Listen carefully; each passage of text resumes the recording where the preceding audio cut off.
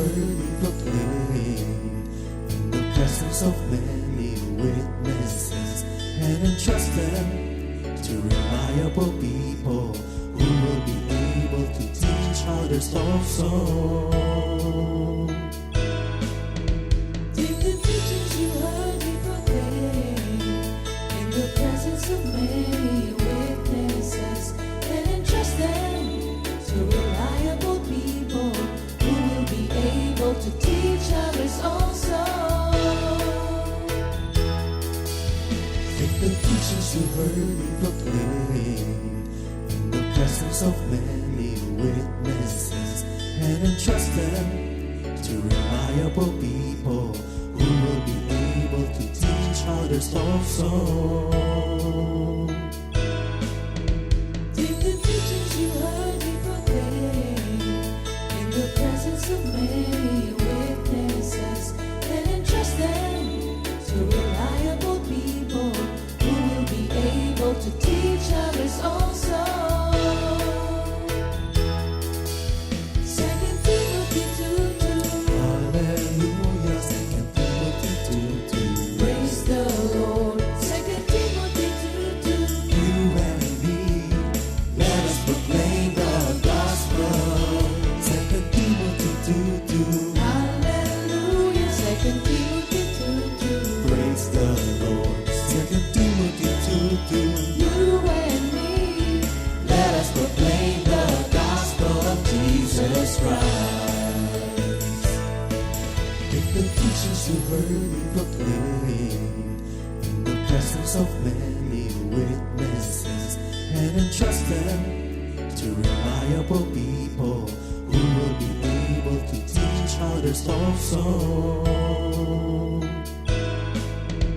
take the teachings you heard me proclaim in the presence of many witnesses, and entrust them to reliable people who will be able to teach others also.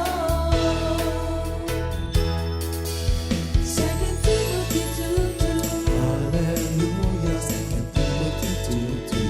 Praise the Lord. 2 Timothy 2:2.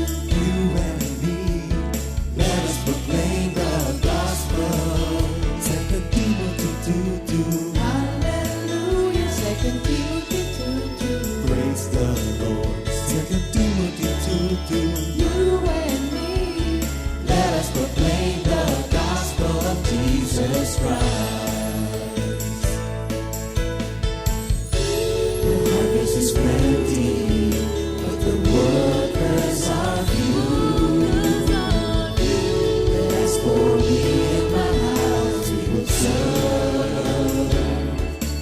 the Lord. We will serve the Lord.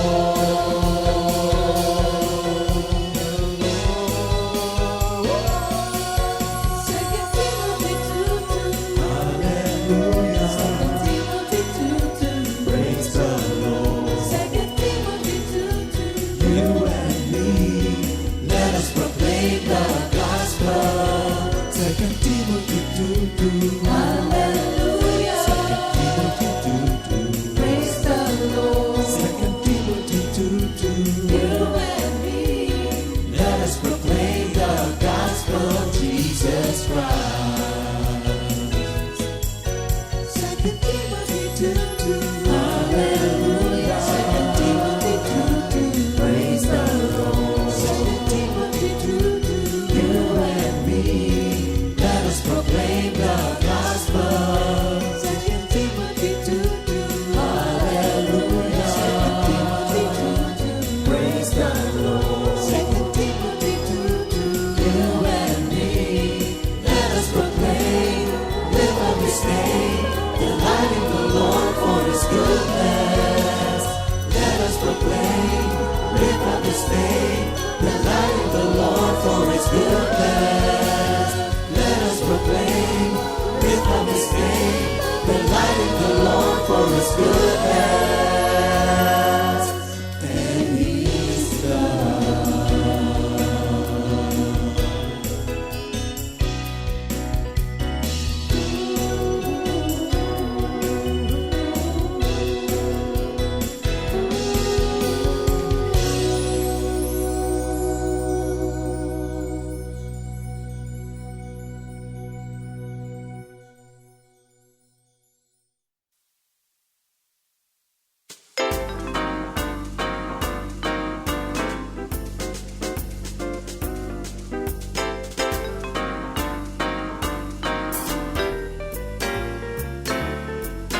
Huwag kang mabalisa dahil sa masama. Huwag mong kaingitan, ikaw nilang gawa. Katulad ng damo, sila'y malalanta. Tulad ng halaman, matutuyo sila. Ang lakas ng mabuti ay utos ng Diyos, at siya'y nalulugod kailanman. Siya man ay bumagsak, hindi siya mawawalay, dahil ang Panginoon ay hawak siya. Umasa ka sa Diyos, ang mabuti gawin, at mananahan kang likas sa lupain. Sa Diyos mo hanapin ang kaligayahan, at ang pangarap mo'y iyong makakamtan. Hawak siya, hawak siya, hawak siya, hawak siya. Ang Panginoong Jesus ay hawak siya, hawak siya. Siya man ay bumagsak, hindi siya mawawalay, dahil ang Panginoon ay hawak siya. Hawak siya, hawak siya, hawak siya, hawak siya. Ang Panginoong Jesus ay hawak siya, hawak siya. Siya man ay bumagsak, hindi siya mawawalay, dahil ang Panginoon ay hawak siya. Dahil ang Panginoon ay hawak siya. Dahil ang Panginoon, dahil ang Panginoon, dahil ang Panginoon ay hawak siya.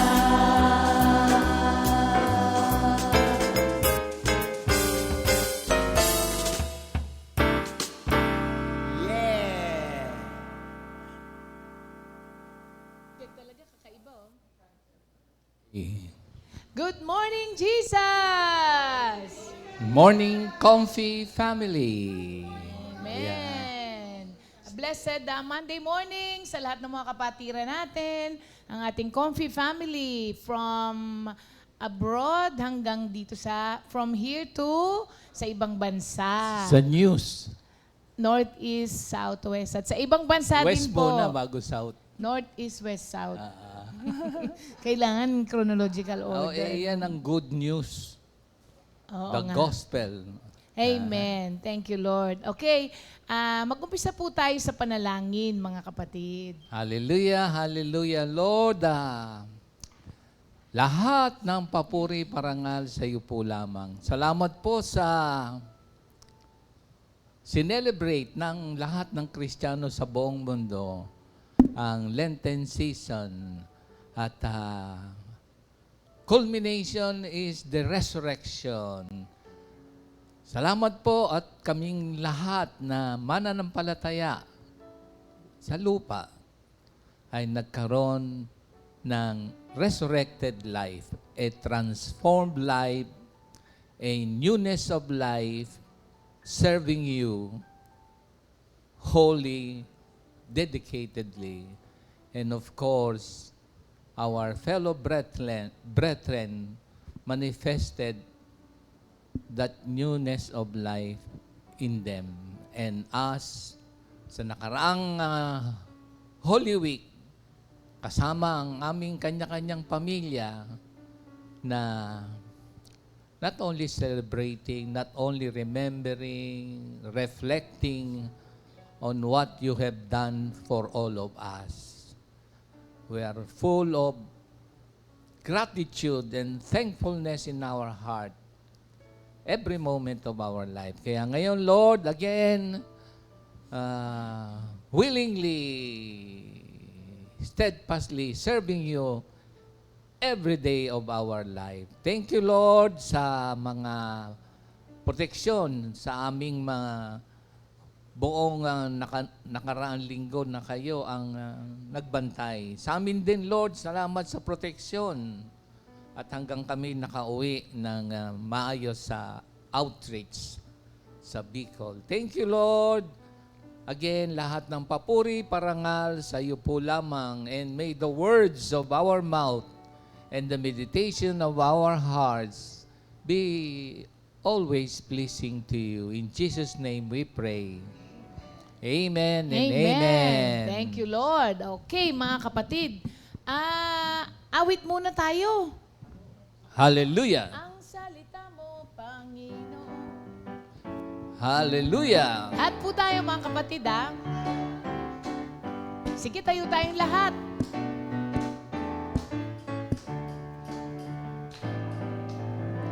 Ang salita mo, Panginoon, ay napakahalaga. Higit pa sa buong mundo. Ang salita mo, Panginoon, ang pag-asa Ko, anuman ang mangyari, magtitiwala sa ko. Minsan pa. Ang salita mo, Panginoon, ay napakahalaga. Higit pa sa anumang kayamanan sa buong ito.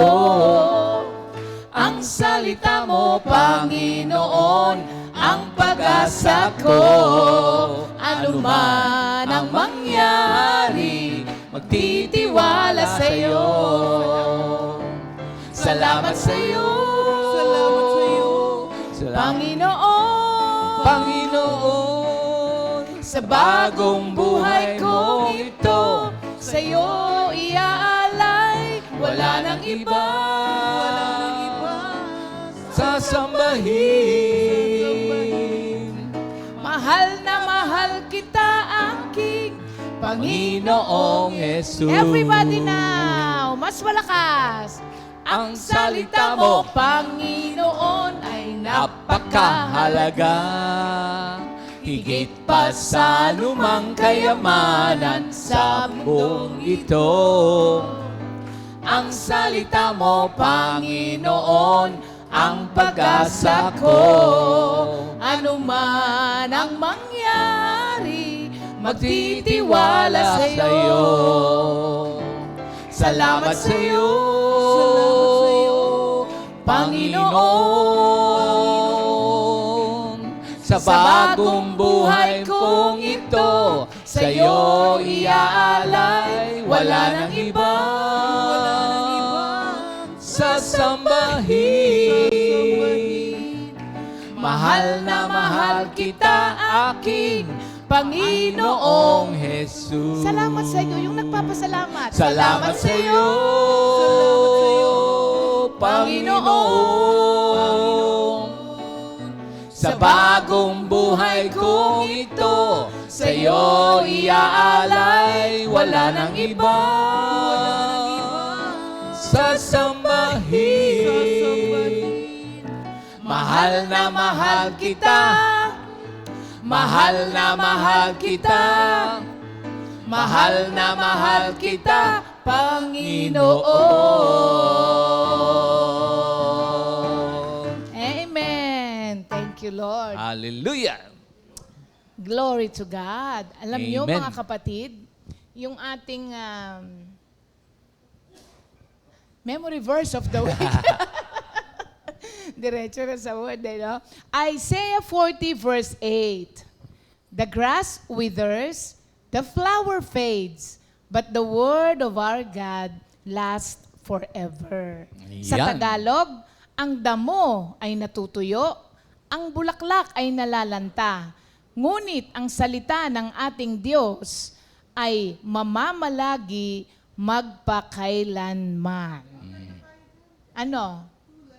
Mula, kasi malungkot siya eh. Kaya dapat yung masaya muna. Oo, thank you Lord. Okay. Yung po kasing topic natin ngayon, mga kapatid, ay basahin muna natin.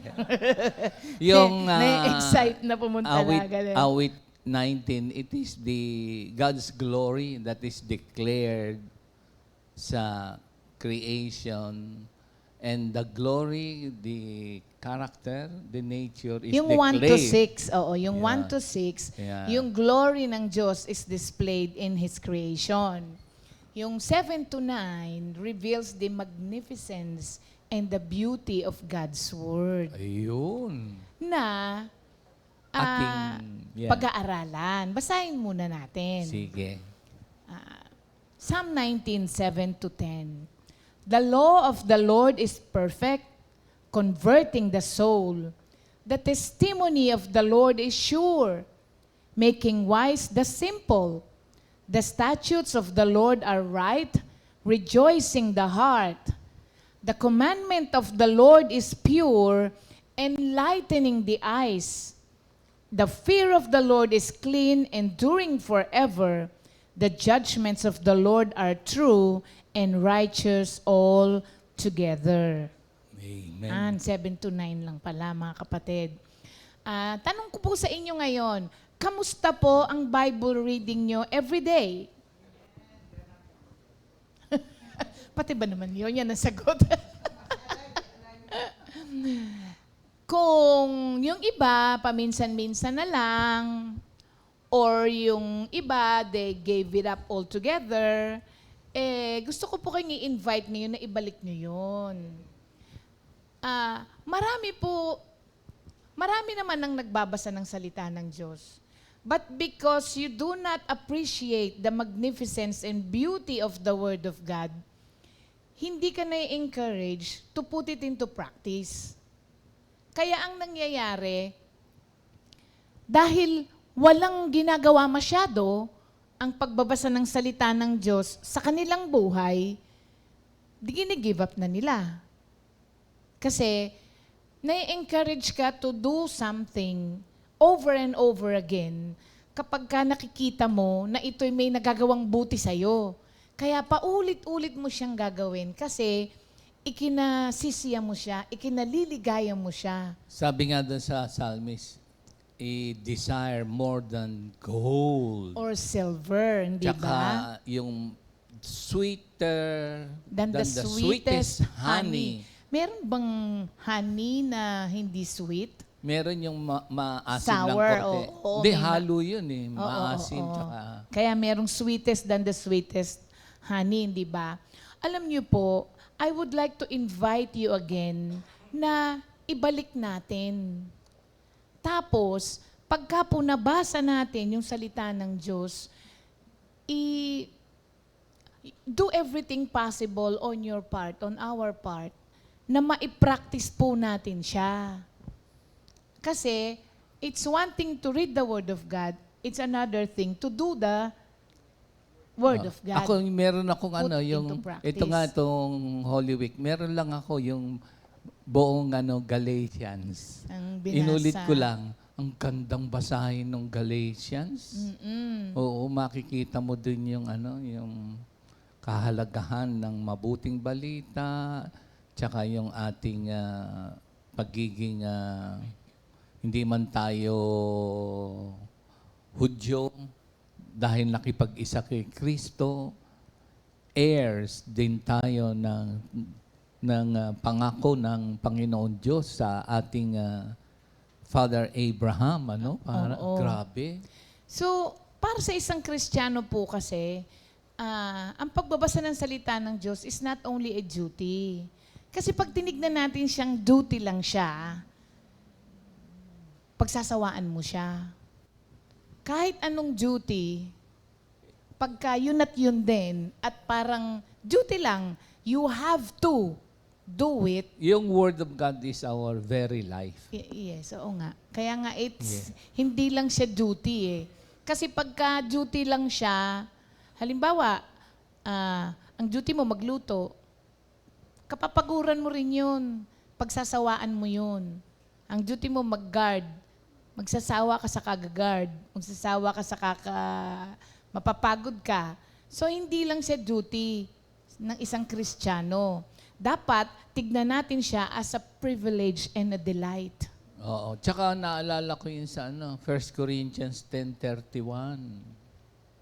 Yun ang ating nakatanim sa puso't kaisipan. 1 Corinthians 10:31.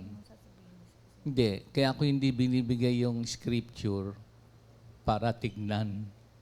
Maganda na rin ibigay. Oo. Kasi pagka nasambit ko, yun ang ating heart's desire na lagi. Kasi in connection dun sa sinasabi mo na ganong kaganda, ka-magnificent, ka-amazing, our very sustenance, everything in our life. Kaya ang magiging tugon natin ay 1 Corinto 10:31.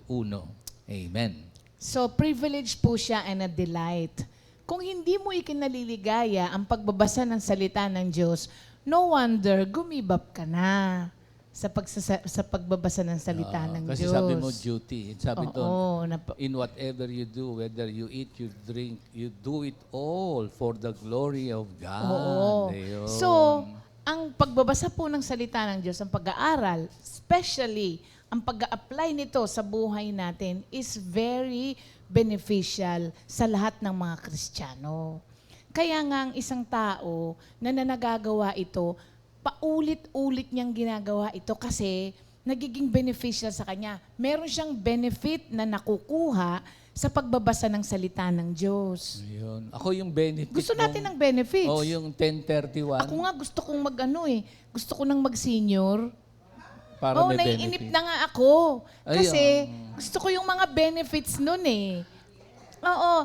So, pagka may benefit kang makukuha sa isang bagay, parang na-excite ka na mangyari siya. Kasi nga, pag nangyari siya, alam mo, may makukuha kang benefit. Oo. Kaya ngayon sabi mo, nag-reflect, binigyan ng word, nagbasa ng word.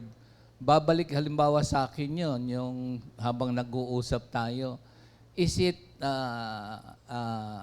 ano ba ang tawag doon, sustainable? Yung talatang yon? Yung ba ay nagagawa, gagawin, ginagawa? Ako ito natutunan Kasi ganito, ko dyan. oo. Hindi siya sustainable kapag ka hindi mo in-effortan. Pag hindi mo inobey. Meron kasing effort on our part. Okay, dito na, magbibigay na ako Lagi ng... ko sinasabi, it is a conscious effort Ayun, kasi... analogy. Wait lang, Oo. sandali lang. Yung 10:31 Teka, eh. teka muna, Oo. sandali lang. Conscious effort, I say conscious effort, kasi sa totoo lang, sa maghapon, ang daming aagaw ng oras mo para yung umaagaw na yon ay mga mahalagang bagay din. And sometimes, mabubuting bagay din ang aagaw halimbawa, pag-aaluga ng mga anak, mabuting bagay yun. Dahil hindi ka pwedeng magpabayaan ng mga anak mo, hindi ba?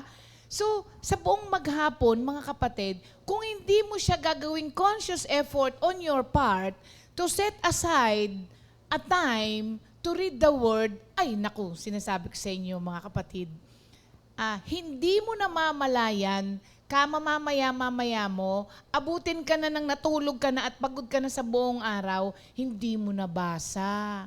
Kaya, hindi siya sustainable kung hindi mo siya sasadyain. Yon. Intentional. Intentional. Ito na, pwede na dun 10:30. Pwede na. This is also in connection sa yesterday's 1 Corinthians 15:32. Pero ito yung dapat na maging tugon. Kasi dun sa 1 Corinthians 15:32, yung tungkol ito sa pagkabuhay ni Jesus Christ at nandun sa Lucas, of course, in 1 Corinthians 15, dun sa Lucas, 24, Ito, kasi doon, yesterday, yung meron palang nadideny ang resurrection dahil yung you eat and drink, tomorrow you die. Meron palang filosofya na katulad nung naging way of thinking ko bago napunta kay Lord. Eh dito sa 1 Corinthians 10:31, whatever you do, whether you drink, whether you eat, whatever you do it all for the glory of God. Kaya sabi ko, ano ba to? Ba't ko ba nasabing, ano ba ibig sabihin ng sustainable? It will sustain us. Ang ibig kong sabihin. Okay. Oo. Ang sinasabi kong sustainable, yung gagawin mo siya palagi ng walang palya. Yun na nga, ito na ako Oo. ngayon. Halimbawa, magbigay lang ako ng totoong nakakasalamuha ko.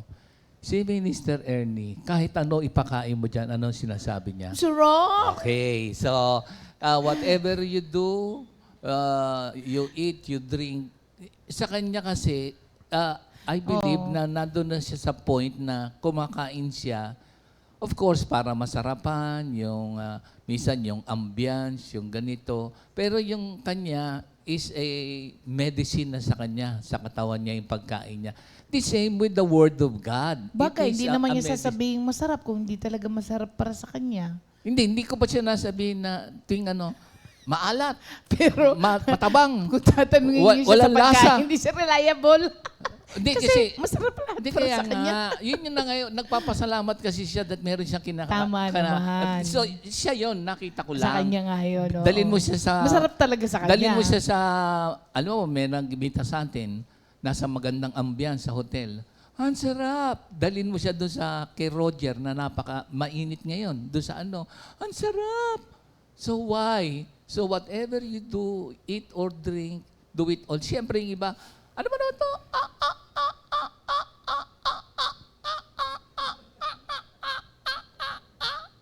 Ang haba. Hindi, yun na nga yun eh. Parang, yun ang Word of God is complete. Parang ganun. That is why Yes. sinasabi rito na ang pagbabasa ng salita ng Diyos is beneficial para sa atin kasi tayo ang nakikinabang. Sa eat and drink pa lang yun. Oo. Now, Whatever you do pa.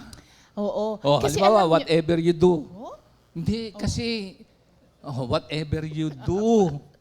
Di ba minsan meron kang dinudo, complain ka ng complain, may trabaho na, minsan ganito pa. Pero sinasabi na, alam mo ba, sinustain na niya ang universe, andyan na, tapos pati ang earth, pati dun sa mga unang talata, may ulan, tapos pag umulan, meron tayong kakainin, everything, merong sa gabi, makikita mo yung glory niya na napakanda nung panoramic. Naku, tumingin na ba kayo sa sky? Parang ngayon, sabi mo, yesterday, napakainit. Biglang paglabas natin, mukhang uulan ngayon, makulimlim. Ay, thank you, Lord. Kailangan din ng init. So, whatever you do, it brings back dun sa do it all for the glory of God. Grabe yung sinabi doon na whether you eat, you drink. Kasi kung hindi ka iinom, samantalang doon sabi doon sa declaration yung gush of water, volumes and volumes ng tubig sa mga falls na pinuntahan natin ngayon, kahapon, nung isang araw na napakalamig, tambakan ng mga tao, hindi nauubos yung tubig kahit na ang dami-daming tao, ang labig pa rin nung pinuntahan nating tubig. Saan galing yung gas na yan? It speaks about the glory of God. Pero hindi mo man masasabi. Pero whatever you do, nandun ka, ay, thank you Lord, ang ganda naman ng view. Yung nagsasalita kayo sa, baksak ng ugos, ano yan? Agos. Pagka nandun ka, para kang aantukin. Shhh. Sa mga napuntahan nyo na whatever you do, whatever, di ba? It brings glory to God. Di ba? Parang ganon. Hindi. Kasi parang hindi mo napapansin na hindi ba nakapunta tayo sa ating mga mahal sa buhay,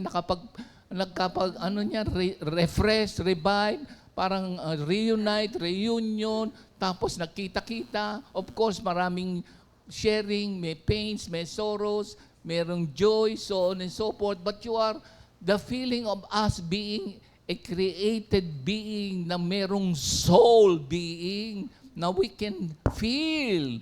Grabe, kasi kung ikaw ay maging nandun na sa transhumanism, baka wala ka ng damdamin. Amen, amen.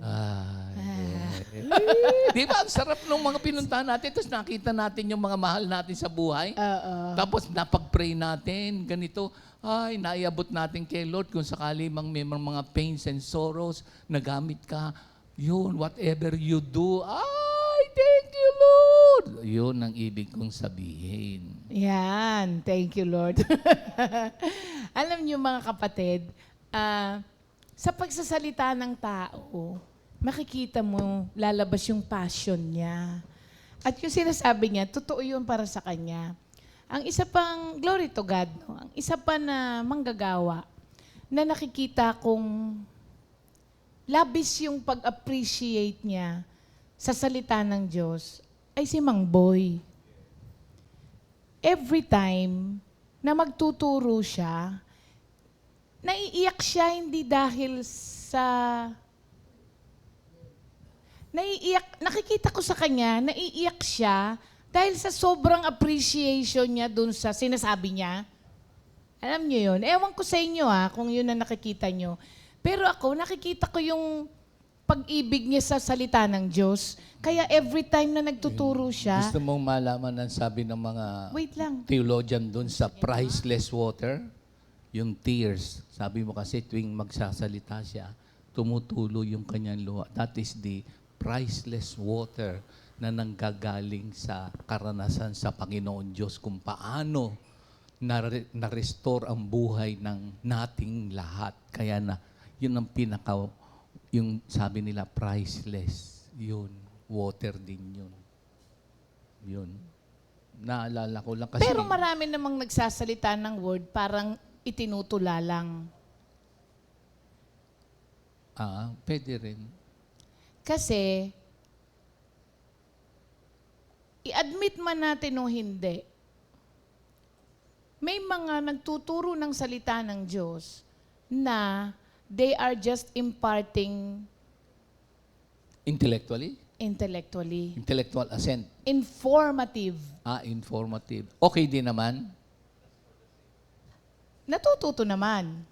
Pero, iba kasi yung transformative. Kapag ka narinig nila yung naalala ko sinasabi yan. mo, na, Yung I have heard of thee by seeing but now. By hearing, but now I see it thee. Yun yung ibig mo sabihin na nagkaroon ng rhema, experience of the Word of God.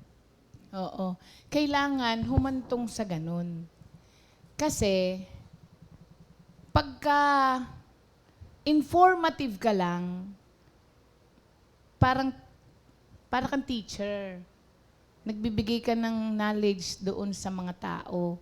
Pero ang layunin ng salita ng Diyos ay transformative. Kailangan, pag narinig nila yung sinasabi mo, nai-impart mo kasi yung Nasa iyo. Na Espiritu ni Lord. Halimbawa, pag may narinig ka na nagtuturo ng salita ng Diyos, sobrang passionate niya sa pagtuturo ng salita ng Diyos, nagiging passionate ka rin pag nai-impart yung Spirit. Alam mo yon? Kasi merong mga nonchalant teachers. Nonchalant. Nonchalant? Oo, deadma. Halimbawa, ikaw... Sasabihin lang ng sasabihin. Nai-inform ka naman, minsan sasabihin po, yung pala yun. Pero sa katagalan, may ginawa ba sa buhay mo yung narinig mo? Di ba nung isang araw, di ba, itong ating pinrepair sa Holy Week, pag uwi mo, gabi na, tapos kinuwento mo lang sa akin yung nangyari dito. Nung kinukwento mo yun, umiiyak ako. Kinukwento Kwento ko pa pa lang lang, kay naiyak Pastor. na ako. Di ba nung pag nag-shoot tayo, di Dito, ba? yung, kung napanood nyo, pero Pag kung hindi nyo nasubaybayan, subaybayan nyo. Pag uwi, kinukwento ko pa lang. Kwento pa lang, naiyak na ako. Oh, sige. Salita naman sa'yo. Sige. Naano lang ako, na-excite na yung sa sinasabi mo. Halimbawa, kahapon, meron dito dumating. Dahil nakita ko again for so many years. Biglang pagdating, nasabi ko, andito yung mga contemporaries mo. Naalala ko yung mga kasamahan niya nung araw, ganito. Tapos, nung kinuwento sa amin, kakaiba yung ginawa sa kanya ni Lord. So, yung damdamin mo dun sa kanyang kaligayahan, kapart ka pa rin. Kwento niya na ayaw na nga niya dahil na-prostrate siya, na-disappoint, na-despair, pero this time, sabi niya, Lord, ikaw na po ang bahala. Yung kung anong kaloob mo. Then all of a sudden, yes! Yun. Para bang doon naman yung tuwa mo, doon naman sa kwento sa akin nung pag-uwi, yung luha. Kwento pa lang yun sa naganap dito. Kasi parang knowledgeable din tayo doon sa naging buhay at ngayon nagkaroon ng transformative power. Okay. Ayun, yun. So, kung ang mga kapatiran po natin, may mga nag-give up na ng kanilang reading of the Word of God, let us encourage you again through this Psalm 19, mga kapatid, kung bakit po kailangan nating basahin, pag-aralan, most especially i-apply ang salita ng Diyos. Punta na po tayo dito sa Psalm 19, 7-11. Dito po, 7-9 pala. Dito po, mga kapatid, makakakita tayo ng 6 declaration of what the Bible is and what it does sa ating mga Kristiyano. Kasi pag alam mo kung ano siya at kung anong nagagawa niya, magkaka-interest ka, hindi ba? So, nakakatuwa to. Merong 6 nouns, 6 titles, 6 adjectives, 6 characteristics, and 6 verbs. merong divine effects. Yan. Ah, Yung pong 6 nouns, yun yung identity of the Bible. The identity of the Word of God. Yun namang 6 na adjectives na makikita natin dito are the 6 qualities of the Word of God. Tapos, yung 6 verb, ang galing nga eh. 6. Yung 6 verb dito are the function. 6 functions of the Scripture. nagkaroon ng divine Of the effects. Bible. Oh, Yes, oo. So, alam nyo, pagka binasa mo, pinag-aralan mo, pag binasa mo to minsan, di ba, parang the Lord is Pero ako doon sa unang, grabe, yung na-describe ko, yung creation ng firmament. Oo, pero dito tayo Yes, sa yes. 7-11. Now, 7-9. Makikita natin dito yung Meron ka ba order? magnificence and beauty of the Word of God. Unang-una, sabi niya, the law of the Lord is perfect. So, ano ang noun doon? Law.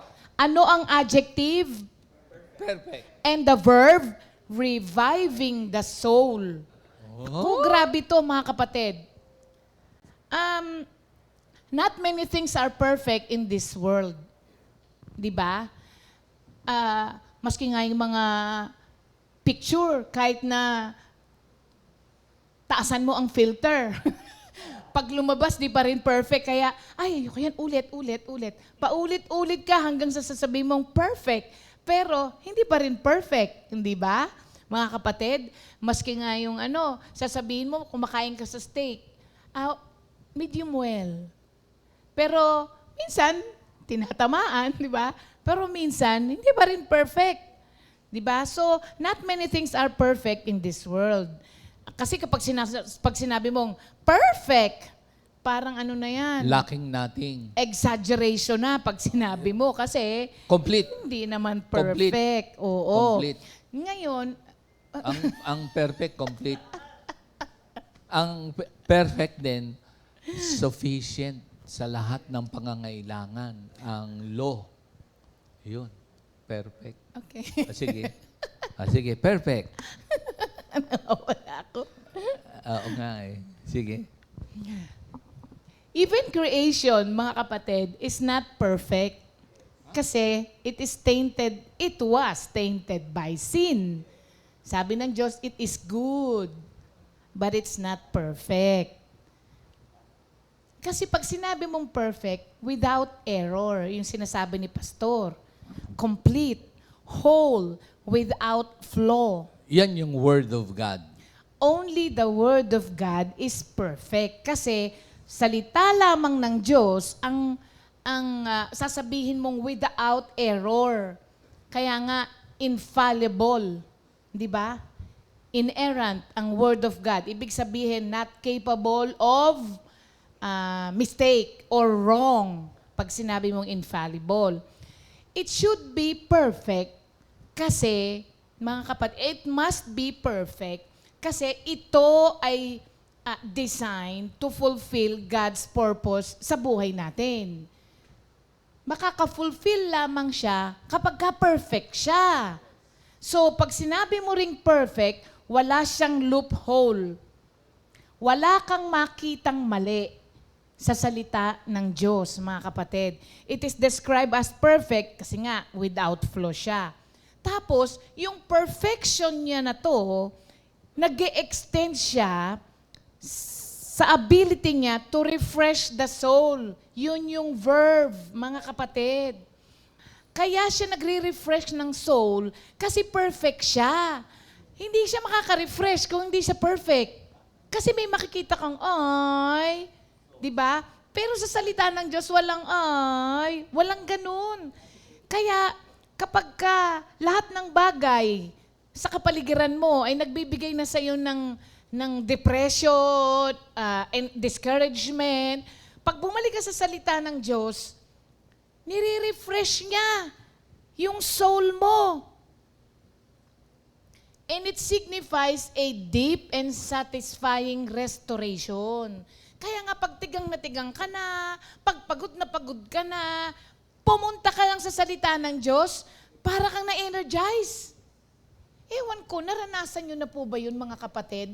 Na parang lungkot na lungkot ka kanina, pero pag nakarinig ka ng salita ng Diyos, yung kalungkutan mo kanina, magugulat ka na lang. Minsan parang, ikaw nga gusto mo mamalagi sa ganung para mukha kang kawawa. Pero, pag narinig mo yung salita ng Diyos, admit it or not, meron ka talagang nakukuhang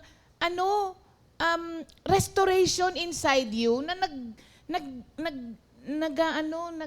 Kaya pag walang word, wala. Pag walang word, malungkot, nakasimangot, kaya nga nasabi mukhang ko, laging galit. Kaya, oo, pakipag-usap sa Creator. Kasi, ang nakipag-usap kay Kristo, may restoration. Ano yung i-restore na yon? Sa restoration na yon, mga kapatid, kasama lahat ng kailangan mo to live a holy life. And that includes joy. Kaya, ang isang tao na nakipag-ugnay kay Kristo, hindi po pwedeng nakasimangot lagi. Tayo ay charismatic, hindi problematic. Lagi nating naririnig. Ang charismatic is the recipient of the joy, gifts, and graces from above. How can you say na ikaw ay charismatic kung wala kang joy?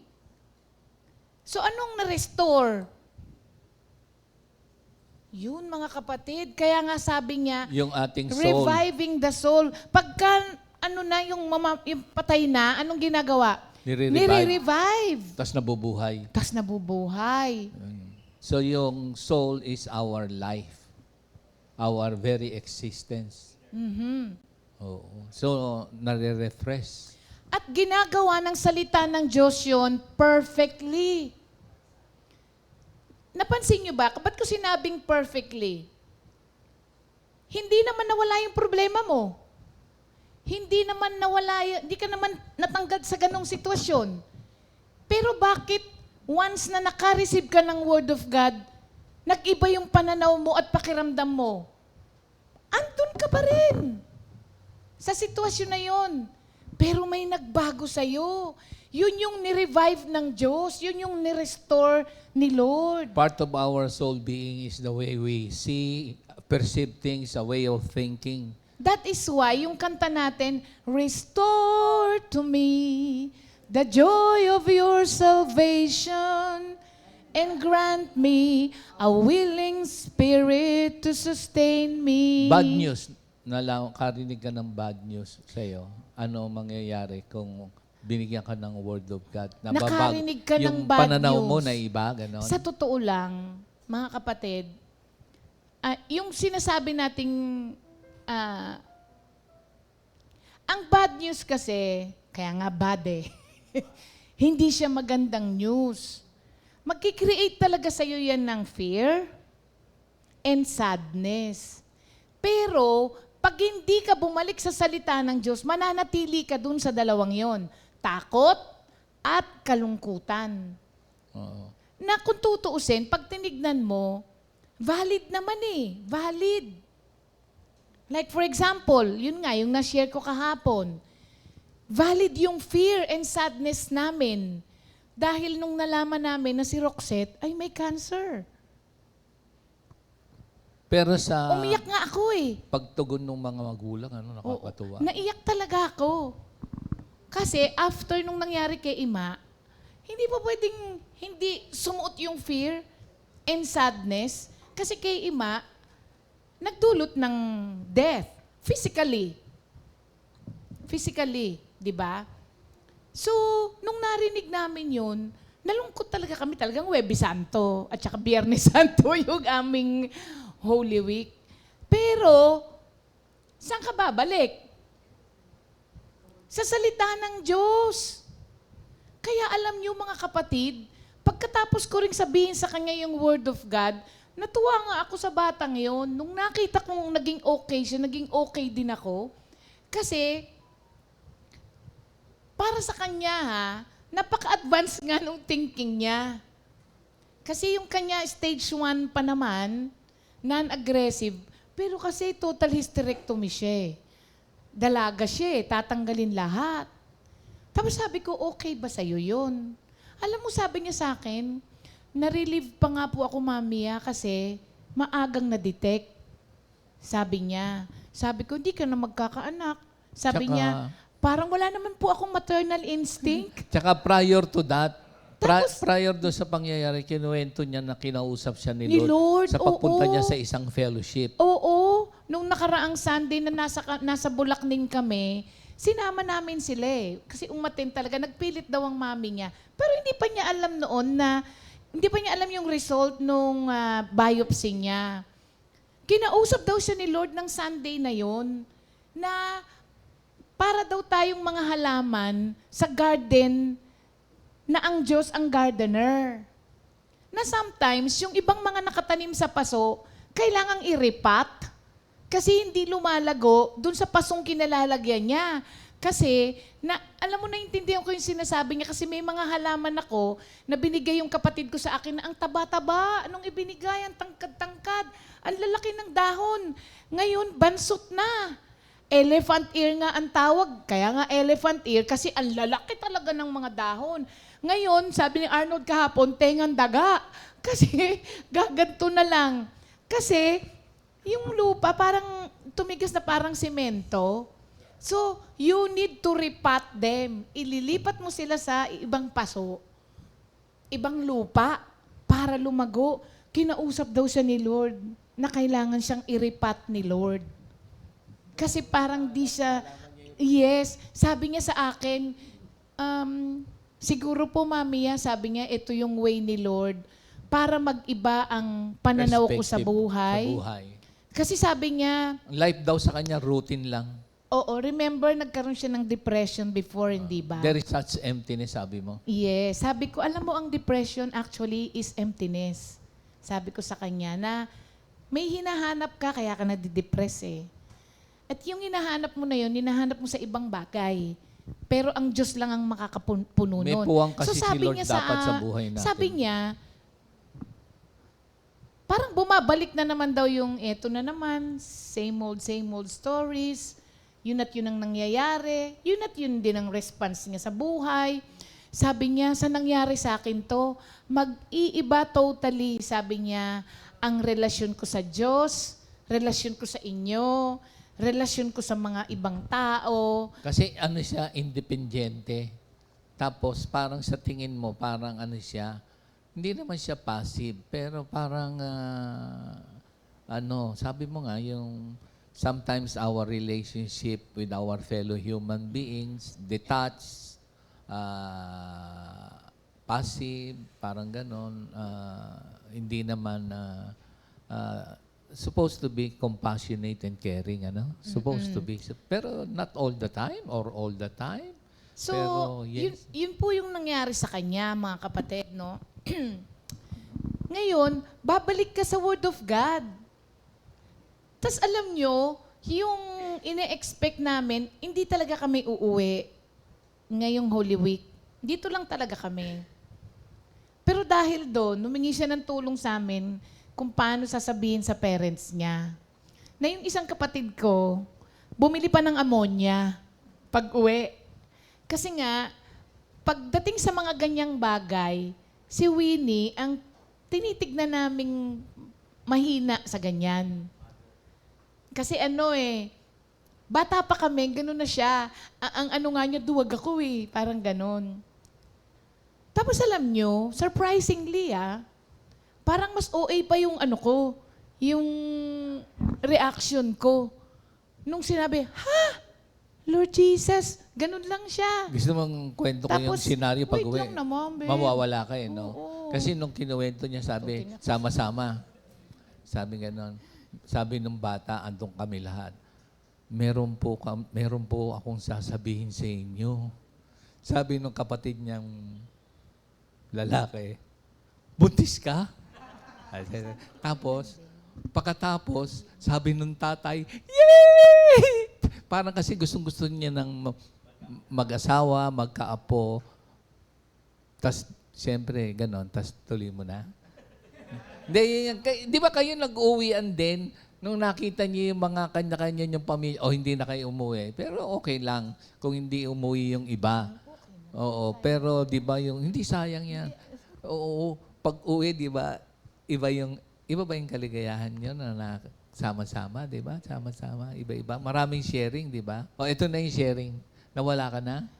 O, sige, tuloy. Si Arnold ako yung pati yung pagbaba ng jeep, pati yung pagbayad, pagsukli, pati yung pagtapak niya doon. Kailangan complete. Okay, sige.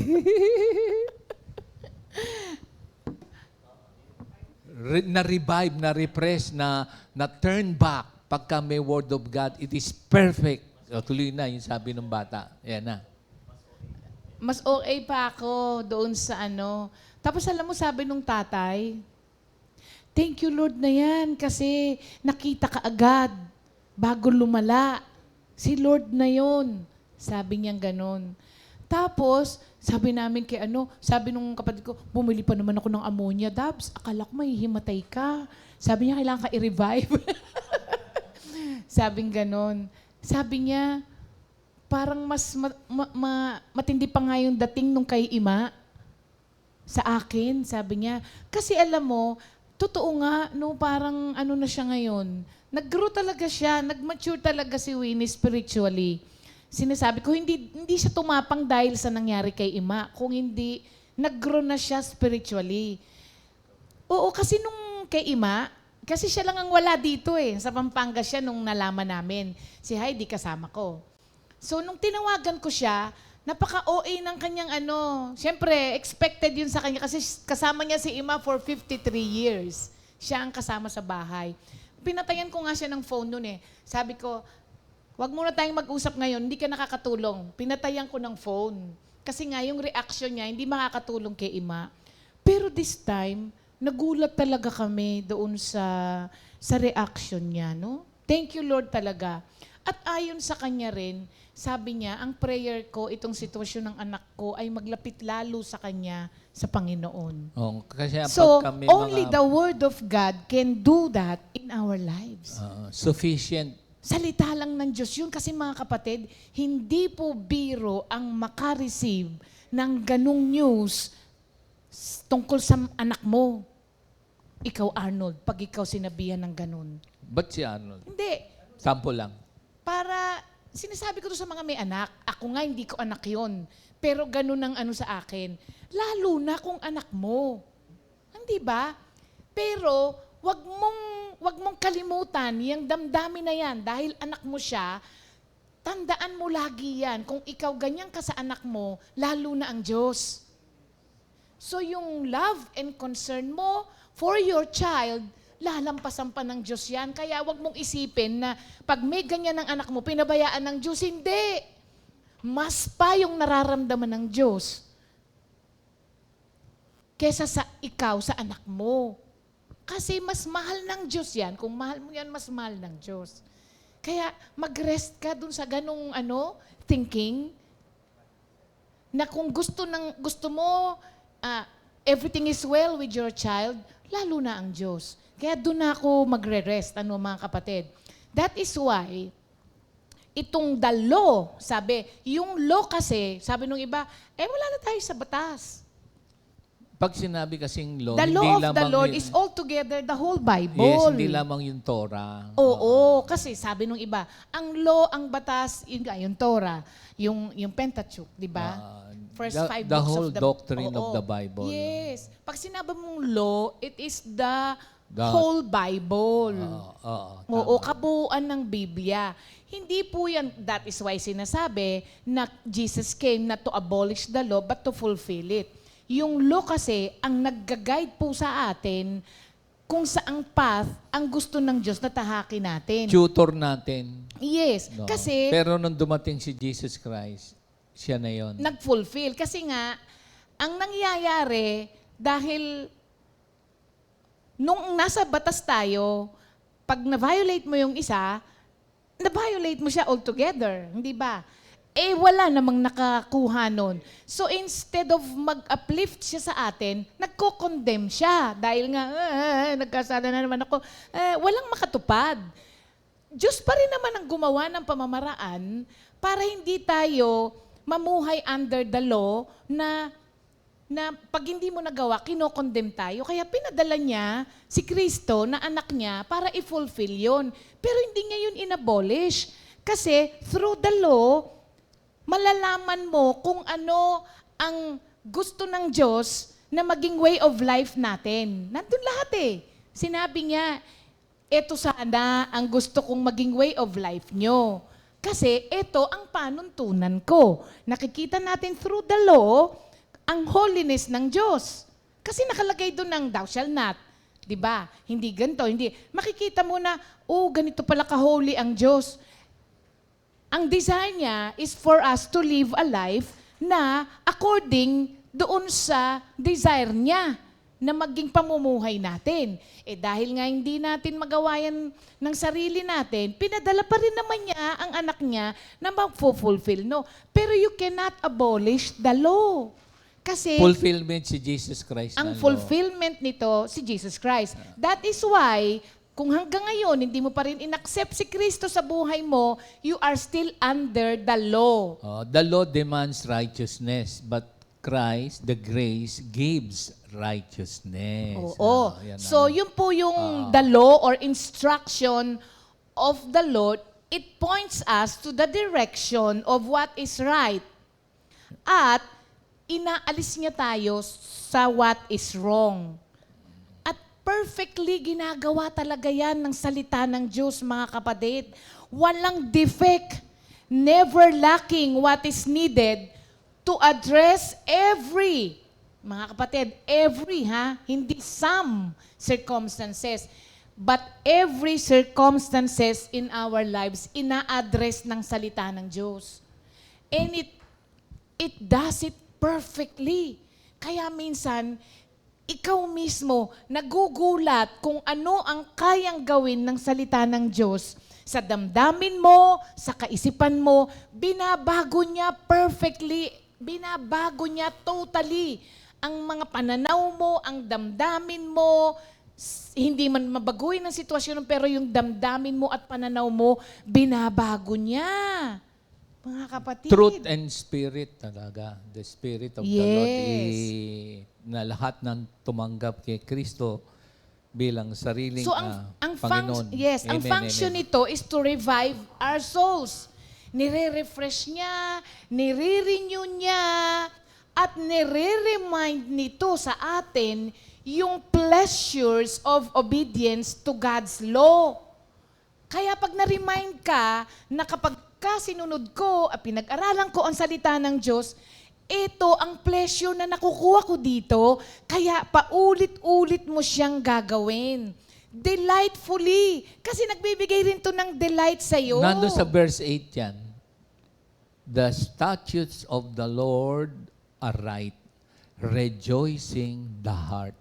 Mamaya pa. Magkarutong kasi, Nasa no? 7 pa 7 pa lang. Oo. Sige, 7 pa lang. Oo. Amen. So, sabi niya, second na ako, naputol na ako. Revive the soul na yun, ano mga kapatid. Second, sabi niya, the testimony of the Lord is sure. So, kanina, the law, sabi niya. Ngayon, the testimony of the Lord is sure. When you say testimony, it is a formal written or spoken statement. So, word of God pa rin. Kung ano yung sinabi niya. So, the testimony of the Lord is sure, making wise the simple. Sabi rito, not many things are sure in this world. Kapag ka lagi kang nagbebet sa mga sure thing, you are up for discouragement.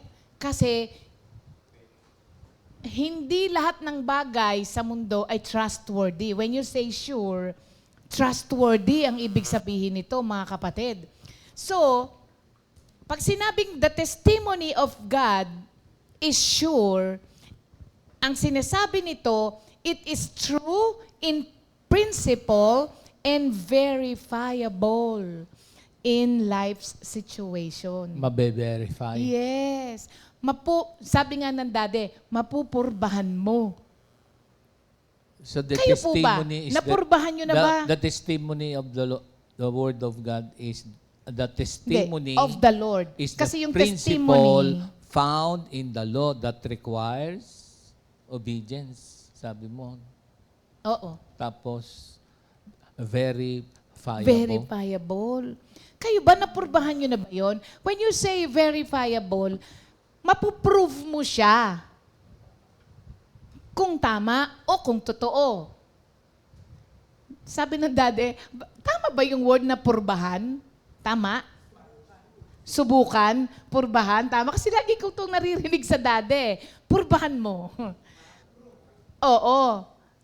Kayo po ba napurbahan nyo na ang salita ng Diyos sa buhay nyo? May kanta tayo dyan. Ano? Taste and see the amazing display of God's Ka-amensi. Ka-amensi ba yun? Pinaghalo-halo ko na. Oo. Likayo. So- Verifiable. Napupurbahan natin ang effectivity ng Word of God in every situation sa buhay po natin. Bakit? Because what He said is always accurate. Yung, Ang salita ng Diyos is testimony testimonies of the Lord. ni Arnold kahapon doon sa kanyang papuntang prayer meeting ay napurbahan. Verifiable. Oo, na-verify tuloy nung aling nakikinig na nagtitinda sa karinderya na may isang lamesa na may malaking kaldero na tatlong Sa'yo lang naman nagmano si Arnold eh. Lahat ng ano yun? detalye. Tatlong lumpia at 20 pesos, tapos nung magbabayad na siya, tinanggap yung bayad. Kaya lang, dahil dun sa, na-verify niya yung testimony ni Arnold na siya pala ay meron ding karanasan ng ganon, sabi, teka muna, huwag ka munang umalis. Binigyan siya ng 250, pamasahe daw niya. Biro mo ha, kinainan niya. Ayun, Nagbayad testimony. siya. Nag-testify siya Nagbayad siya ng 85 pesos. 89. 85. 85? Di Hindi, ka sa akin yung nakikinig, phone. ah. May commission ako eh. Tuloy, oo. Nagbayad. Tapos nung aalis na siya, ay, sandali lang. Sabi niya, napansin ko, mahilig ka sa maanghang. Meron Hindi pa naman pala, niya kilala yun. Binigyan siya ng isang garapon ng chili sauce, chili oil. Tapos nung paalis na siya, sandali lang. Dumukot ng 250 sa bag. Binigyan pa si Arnold. Di ba? Yung nabe-verify, kasi siya mismo siguro na-remind siya na dati umaatin ako. Tapos ang sabi, para marami siyang criticism doon sa church, marami siyang criticism na Diba? sabi niya So, doon sa sinabi niya, nagpapastol. doon sa nangyari sa kanya kahapon, di ba? Ang salita ng Diyos na napurbahan ko doon, na-prove ko doon, my God will supply all your needs according to His riches. Saan ka makakakitang hindi mo namang kilala? Bibigyan ka ng pamasahe? Marami naman nakaka-receive na pamasahe. Hindi. Doon sa experience Hindi ni na- Arnold. Kaya So, nga, alive. kung ano ang sinabi ng Diyos, ginagawa niya. Kung ano ang na-predict ng salita ng Diyos, nangyayari. Tsaka heart's desire daw pala niya makakain ng lumpia. Oo. Dahil, Ganun siya ka-accurate, Oo, mga oo. kapatid. Tinuro siya doon sa isang lamesa. Kasi kung kakain ka nga naman sa kalye, tusok-tusok, mainit. Makita mo, provide pa siya na siya lang ang customer at siya lang ang may lamesa. So when you say, Pero ba naman privilege na yun na ikaw lang ang may lamesa? Hindi, hindi, parang wala lang yun. O sige, ikaw. Biglang sasabihin nila, pumunta ka doon, may isang lamesa. ulo, Tas nasa ganito. number 1 pa lang tayo, babe. Sayang. Minsan hindi mo Okay nababasa na yun. Na-share niya na kahapon. So, when you say it is sure, you can count on it. You can bet on it. Oo. Yan lamang ang bet na walang talo. Kasi sigurado. Hindi ko sinabing yung bet sugal. Ibig sabihin, you can count on it, mga kapatid. Reliable. Verifiable pa. So sabi niya, the testimony of the Lord is sure. Yun yung sinasabi ko sa inyong sure. You can count on it, you can bet on it. Tapos, ang kanyang verb dito, making wise the simple. Yun ang function niya Ba't dito sa baliktad? pangalawa. Ako kapag inisip ko to, making the simple wise. But wise the simple kaya? Minsan kasi sa sobrang talino natin, dinadala tayo sa sarili nating kaalaman. Kaya dito magiging simple lang. Hindi. Sige. Yung grabe yung ni Haring David sa kanyang yung mga talatang iyon. Grabe nga, pati yung description niya ng firmament, pati yung the magnificence of the Word of God, pati yung nature and character and the divine effects. Parang pag tinignan mo, parang di ba pag gumagawa ka ng poem, merong 4, dito merong 6. Grabe pag pinag-aralan mo. Pag kaya nga sinabing making wise, Oo. the simple. Oo. Yung mga simpleng tao, nagiging wise. Ang ibig niya sabihin. Yun na nga. Making wise the Yun simple na, people. Yun ang in-explain mo Napansin ngayon. niyo po ba, mga kapatid, na ngayon, kahit na magna cum laude ka, summa cum laude ka, kung hindi prinsipyo mo ang salita ng Diyos sa pamumuhay mo, hindi ka pa rin wise. Kasi, yun ang nagagawa ng salita ng Diyos sa buhay natin. Yung mga undiscerning, naive, and gullible people, like we are, bago tayo natagpuan ng Panginoon, ginagawa tayong wise.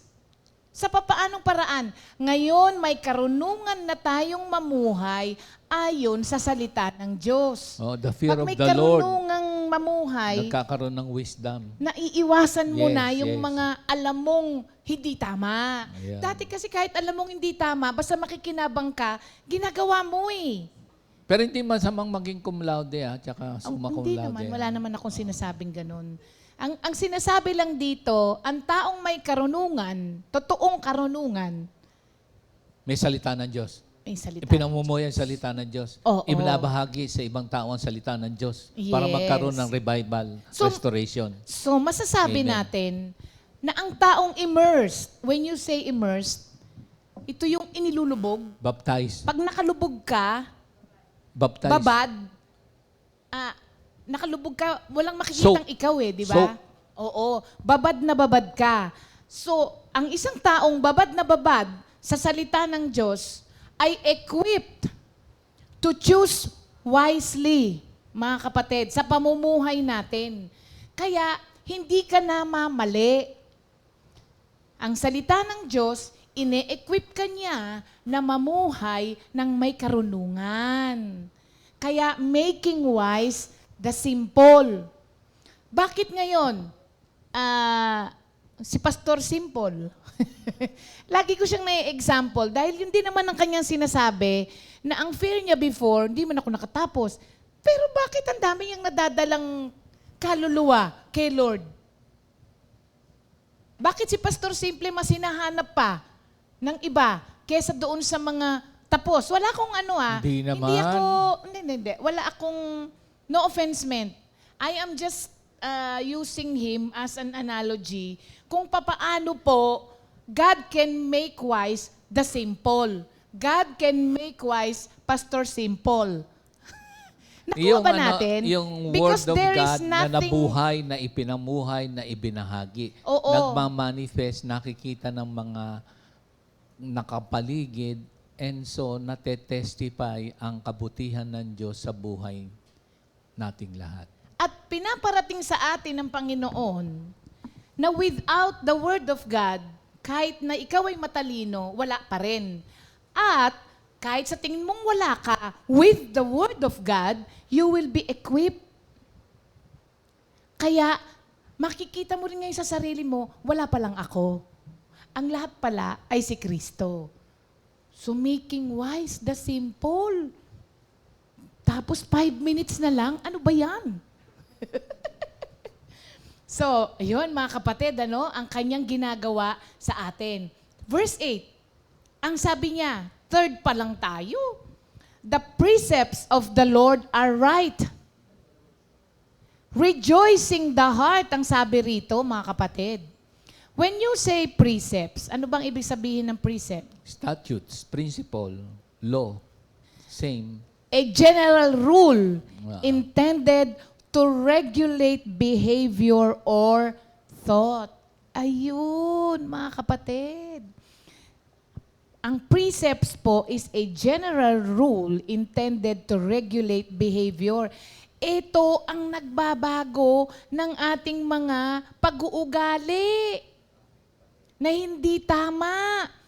The precepts of the Lord are right. Ibig sabihin, ito sundan mo kasi ito ang tama. Nagbibigay ng kaligayahan sa puso. Yun ang kanyang verb. Oo. So, ano ang noun dito? Statutes, Statutes, precept. Ano ang adjective? Right. And the verb? rejoicing. Rejoicing, the heart. So when you say the precepts of the Lord are right, ibig sabihin, yung moral standards of the Word of God ay right.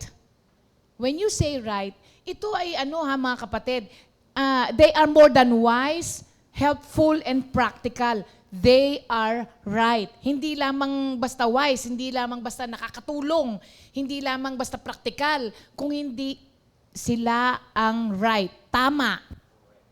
Meron Tama. nagsabi Kahit kailan hindi namamali ang Word of God. Kapag ka nasumpungan mo or when you come into conflict with the Word of God, that means you are wrong. Never po na naging wrong ang Word of God. Tayo ang may kailangan ng adjusting. Hindi ang salita ng Diyos. Hindi salita ng Diyos ang kailangang i-update. Kasi the Word of God is never outdated, mga kapatid. Tayo ang kailangang ma-update. Hindi ang Word of God, not His Word. Kasi they are right. And they are right yesterday, today, and forever. They will never be wrong and they will never be outdated. Kasi maraming sinasabi, dati pa yan, hindi na kasi uso yan. Iba na ngayon ang panahon, Sister Ree. Hindi na applicable yan. Absolute truth ang salita ng Diyos. Ibig sabihin ng absolute, hindi po siya nawawala sa uso. True to all time, Yes. true to every era, Para akong si Minister Ray. area. Yes. Kakapakinig ko ng testimony niya. Pwede yes. bang pwede bang ang right ako magpapasya? Sige. Ayan, mga Ayan, kapatid. oo. Relative truth ngayon ang uso. When you say relative truth, depende sa'yo. Ang What is nagdi-define, true to me may not be true to you. Ang Ayan. nagde-define ngayon ng truth, ikaw na. pero ang right Circumstansya lang mo. na objective na absolute is the Word Word of God. God.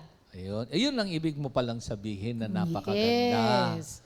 Oo. So, tayo ang nangangailangan ng adjusting and updating, not His Word. Ang thinking natin ang kailangang makorek, hindi ang Word of God ang kailangang ikorek. Yes, mga kapatid, para ko si Minister Ray. Yes. halimbawa lang, nagkaroon ng na-experience mo yung natural evil. What would be the right thing to perceive, the right thing to feel, and the right action to do? Hindi, sila na ngayon ng mag-ano doon. Siyempre, yung natural evil, sabi ng mga mangangaral, katulad ng karamdaman, katulad ng relasyon na hindi maganda, so on and so forth na nagaganap. So, babalik ka dun sa salita ng Diyos talaga. Kasi, di ba, ang dami naman nagaganap dito na mga hindi tama. So, yung Word of God ang right Yes. para mag-guide sa iyo, para maunawaan mo. Example, alam mo ba, yung suffering and sickness, parang, siyempre, kung isipin mo, bakit na-allow ng creator ng universe yung mga ganyan? Ewan ko kung naisip nyo na, maaaring halimbawa, pero may mga nagpapatotoo na may marami. Halimbawa, dito na lang sa atin, sabi, Galatians 2:20 siya, binigyan ng word. Parang, tas yung mga iba naman, 2 Corinthians 5:8. Tapos yung mga iba naman, Revelations 21:4. May mga pangako. Tapos may mga, sa mga ganyan naman na loss of loved ones, parang ganun, parang, siyempre, all those things, and how do you cope up? You go back to the Word of God, yun yung sinasabi mo. Yes. So God's rules are never wrong, mga kapatid. We can rely on them every time. Every time. And we can rely on them to provide truth and accuracy. Yun lang ang talagang accurate eh. Salita lamang po ng Diyos, mga kapatid. Kaya ang isang tao na ang puso ay fixed on the precepts of the Lord, hindi yan nadadala ng mga opinyon ng mga tao sa paligid niya. Kaya nga, alam niyo, napansin niyo po ba ito? Kapag hindi salita ng Diyos ang batayan natin ng katotohanan, nadadala tayo kung ano ang sinasabi ng mga tao sa paligid natin. At yun ang nagtatanggal kadalasan ng joy natin. Sa kakapakinig natin sa mga opinyon ng maraming tao. Iba-iba yun. Kaya malilito ka. Ba't sabi ni ganito? Ba't ikaw ang sabi mo ganito? Pagka ganun ang nangyari, nawawala yung joy mo kasi nalilito ka eh. Balik ka sa salita ng Diyos because that is the only accurate truth. Pero meron ka naman mga makakausap na merong mga compassionate heart, may mga comforting words. Those are the people whose heart are fixed on the Word of God. Kaya kung ano yung sabihin nila, nagbibigay rin sa'yo ng joy kasi alam mo na salita ng Diyos din yung sinasabi nila. Yes, the underlying principle of the words of God. Kaya yung salita natin ay powerful din. Parang katulad ng nilikha lahat by His Word. Oo. Kaya ang sabi niya, yung verb niya, rejoicing the heart. Kasi sa God's precepts, ang isang tao ay nakakahanap ng cause for joy sa salita ng Diyos and reason for rejoicing. Halimbawa, may pagsubok ka. Diba? Sabi niya, ang mga pagsubok na dinaranas mo ngayon cannot be compared at all with the glory that is going to be revealed to you. So pag narinig mo yon, grabe, ano kaya yung awaiting, ano kaya yung glory na yon na sinasabi ng Diyos na hindi daw pwedeng ma-outweigh niya. Di ba parang ang bigat-bigat na ng Di ba? pagsubok ko ngayon Ano kaya yung glory na yun Ito, na ito. na-outweigh Oo. itong aking sitwasyon ngayon? Oo. Na-excite ka May na. maraming mga nagpapatotoo, nakahiga na, tapos parang unconscious dahil yung karamdaman niya nakaratay. Pagkatapos biglang may nag-aawitan, sumasaya yung puso niya, tas nagising. Parang ganon. May mga nagpapatotoo, ang dami na yung word of God na may nag-aawitan dahil sa habang siya may karamdaman nakahiga, nabalik siya doon sa malamang sa prayer meeting na nag-aawitan, sa fellowship. So, yung mga pangyayaring iyan ay verifiable. Oo, that Tas is bigla- why Yes. yung Word of God, ang pinaka-remedy ng isang sad and broken heart. Kasi nire-revive niya yung joy mo. Nagkokos siya ng reason for you to rejoice. Minsan nga hindi mo alam Bakit ganun? Ang bigat-bigat ng problema ko. Pero bakit ako Cope up. nakaka-cope up? At hindi ka lang nagko-cope up, Nagko-cope up ka with joy. Na dapat, nalulungkot ka, pero hindi mo maintindihan bakit nakakatawa ka. Merong kalungkutan pa ng Yun, dalian mga lang. kapatid. Dahil Oo. sa ating damdamin. Pero na-revive pa rin yung soul being natin, which is our emotion. Yes. Yes, yes, So, yes, yes. kayo mga kapatid, ilang beses na po na kayo'y nalulungkot at na-discourage dahil sa natanggap niyong bad news. Tapos, pag bumalik ka lang sa salita ng Diyos, sumaya ka uli. Gaano kadalas yun? Madalas, hindi ba? Lagi-lagi, mga kapatid. Because the word of the Lord are right, rejoicing the heart, ang sabi rito. And fourth, sabi niya, the commandment of the Lord is pure, enlightening the eyes. Grabe naman itong pagkasulat ni David dito, no? Kaya pala si David, tinawag na a man after God's own heart. Malalaman mo, makikita mo sa mga sinusulat niya, So, no? ang utos ng Diyos ay Sobra. dalisay. Dalisay ba ang pure? Oo. Oo. Binubuksan ng ating mata. Oo. Ito, mga Grabe, kapatid. no? Oo. Kasi, Bakit meron bang matang nakapikit? hindi. Ang example ko rito is ganito. Enlightening the eyes. Kasi merong eyes in the darkness. Living in the dark. Parang, grabe yung ano yan. Sa akin, Nako. sa pure muna. Sige. Kung bakit siya pure. Kayo ba'y nagbabasa ng mga books, Christian books, na kayo'y na-encourage? Di ba? Pero, kahit marami ang mga Christian authors ng mga libro, maging cautious ka pa rin because these are written by people na nagkakasala pa rin. Hindi ba? Pero, ang Word of God ay pure. Kumbaga, ito'y galing mismo sa bibig ng Diyos. Paano mo nang i-interpret ngayon kung sinasabi mong ganyan? Kasi sabi mo, yung tao na gumawa ng mga libro ay nagkakasala din, makasalanan dahil tao tayo. Paano na ngayon yung interpretation? Hindi. That is why ang sabi, you must discern. Kasi meron naman talaga, kayo ba'y nagbasa ng libro, hindi ka maka-agree yung spirit nyo? Di ba, mga kapatid? Ang sinasabi ko rito, maraming books ang nakaka-encourage sa atin. Pero only the Word of God is pure. Bibigyan ka kasi ng Holy Spirit. Siya yung nagbibigay ng katotohanan. Dahil tinanggap natin si Kristo Jesus, nando sa John 14. At yung conviction, yung... Sabi mo nga kanina, yung truth. Kasi ngayon, Oo. kahit mga Christians, yung truth sometimes ay tainted ng kanilang mga personal na... So wala na palang makakasulat ng mga libro, ganon? Kasi masyadong parang hindi naman tayo, hindi tayo nagtatalo. Hindi. Ang sinasabi lang dito, only the Word of God is doon na pure. tayo.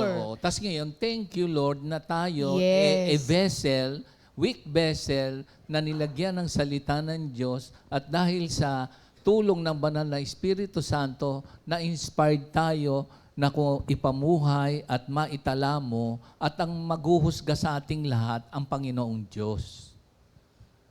Yun. Ang sinasabi ko rito, ang mga salita ng tao ay pwedeng magkamali. Salita ng Diyos lamang ang hindi pwedeng magkamali. Unmixed and untainted truth. Salita lamang ng Diyos yun, mga kapatid. Yun ang ibig kong sabihin. Okay. We are all capable of error. Kasi nga, nagkakasala pa rin tayo eh. Pero ang Diyos hindi. Kaya, yung katotohanan lamang ng Diyos, ang untainted truth na po pwede nating panghawakan. Yun ang sinasabi ng pure. And pure may also means radiant. Kaya nga, sabi niya, enlightening the eyes. Radiant. When you say radiant, mga kapatid, pag ang ganda ng ng radiant, ang meaning niya. Ang radiant means sending out light, shining, glowing brightly. Kaya na-enlighten yung eyes. Kaya pala merong nagsabi na the window sa ating soul is your eyes. Hindi. Ang ibig Iba naman. Ang ibig sabihin dito, yung brilliance of the Word of God can dispel darkness sa buhay natin. That's okay. why it enlightens the eyes kasi tinatanggal nito ang kadiliman na nagko-cover sa atin para makita natin ang katotohanan. Handog pala tayo dun Radiant. sa pangalawang Korinto 4:4. Oo. Si Pastor, laging nagsasabing ganun. Sana mas maganda yung sasabihin niya kung ano yung 2 Corinthians 4:4. Para Kasi maapuhap, sinabi mo para maapuhap na nila. natakpan ng darkness tapos ang gospel nakatakip sa kanila pero na-unveil. Yun. Yun ang ibig sabihin ng sinasabi mo. Oo, pagka nasabi mo yung scripture, para sa akin, magandang sabihin mo na para maintindihan nila kung ano yung sinasabi mo doon sa mismong Sa kanya naman, kaya daw niya yung pinababayaan kasi ano yung sa 2 Corinthians 4:4, ganun. So para kahit na hindi Di ba nila... sabi mo, the word of God is verifiable? I-verify nila. Yes. Kasi sabi mo, pwede kasing magtuturo, hindi naman pinamumuhay. So alam ng Diyos, siya na maghuhusga sa ating lahat. Yun yung sinasabi mo na, sinasabi ko lang kanina na hindi naman tayo nagkokontra sa isa't isa o nagtatalo. Kasi ang mangyayari niyan, ang ating layunin ay ang salita ng Diyos na ating tinanggap na absolute sa awat grasya ng Diyos ipamumuhay. Kung sakaling sumablay o ganito, para magkaroon ng repentance, para ma-restore, manumbalik. Yun yung ma-remember mo yung Word of God. Tapos yung conviction ng Holy Spirit ay hindi ata tama kasi right to. Tapos mabubuksan yung mata mo. Tapos kung meron kang nagawang hindi tama, kasalanan, commission, omission, or disposition, pag nag-go back ka kay Lord, your heart will be delighted again. Amen. At dito po, sa verse na to, mga kapatid, makikita natin yung inseparable link ng ginawa ng Diyos between the Word and His Spirit. Link. Hindi sila pwedeng maghiwalay. Kasi yung Word, the Word of God and the Spirit of God. Kasi yung Spirit of God, yun yung inordain ng Diyos as the eye-opening. Dating lahat ng mga Kristiyano, pagdating sa salita ng Diyos. Kaya merong Yung Espiritu, revelation, yes, oo. merong illumination, and merong inspiration. Ito ang nagbubukas ng kaisipan natin o ng mata natin para makita po natin ang glory of His Son and be changed by that glory. Espiritu ng Diyos ang nagbubukas ng mata natin eh. Kaya nga, enlightening the soul. Kaya hindi po pwede na wala ang Espiritu ng Diyos kasi link sila between the Word and the Spirit of God. So the work of the Spirit and the work of the Word always go together. Sila ang pamamaraan ng Diyos of true spiritual self-revelation. Nire-reveal ng Espiritu ng Diyos sa atin ang katotohanan ng salita ng Diyos. Kaya yung Espiritu ng Diyos, ang layunin nito at ang kanyang alituntunin is to show us the glory and the beauty and the value ng Word of God. Amen. So enlightening the eyes, kasi binubuksan nito ang mata natin of who God is, of who we are, bakit ang mga bagay na to ay nangyayari sa atin the way they are, and ano ang mangyayari sa atin sa sitwasyon natin na yan. Ine-explain lahat ng salita ng Diyos eh. Kaya nga kahit na may problema ka, dahil in-explain sa'yo ng salita ng Diyos kung ano yung purpose niya at ano ang kahihinatnan nito, lumalakas din ang loob mo. Kaya sabi mo, okay Lord, payag na akong daanan ko to. Kasi in-explain niya sa'yo at sinabi niya sa'yo, kasama mo ko, huwag kang mag-alala. Hindi kita iiwanan. At hindi ito nangyayari para sa ikakapahamak mo. So pagka in-explain sa'yo ng Word of God yon, okay ka na. Okay Lord, okay na akong daanan ko to. Okay na ako na hindi mo ko tanggalin dito. Basta huwag mo ko iwanan. So pag na-explain na sa'yo ng salita ng Diyos, yung mga bagay-bagay, ba't siya nangyayari, at anong purpose nito, at anong kahihinatnan nito, okay ka na. Yung gospel ang magbibigay ng liwanag sa ating mga mata. Oo. Pero binubulag tayo ng age of this world. Yun ang ibig kong ipaabot. Oo nga, Kaya kaso- enlightening the eyes. Ano, tutuloy pa ba natin? Sa susunod na. Ay, 2 na lang eh. O di bale, para may aabangan. 2 na lang, hindi na natin ito madadaanan. Madadaanan natin Mabilis yan. na lang, 5 minutes. Sige. 5th, sabi niya, the fear of the Lord is clean, enduring forever.